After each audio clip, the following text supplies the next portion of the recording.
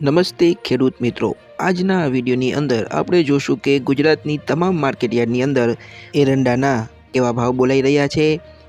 પણ મિત્રો એની પહેલાં જો તમે ચેનલને સબસ્ક્રાઇબ ન કરી હોય તો ચેનલને સબસ્ક્રાઇબ કરી દેજો, જેથી કરીને ખેડૂતોને લગતા સમાચાર તથા એરંડાના ભાવોની અપડેટ તમને સૌથી પહેલાં મળી રહે। મિત્રો તો ચાલો જોઈએ કે ગુજરાતની તમામ માર્કેટયાર્ડની અંદર આજે એરંડાના શું ભાવ બોલાઈ રહ્યા છે।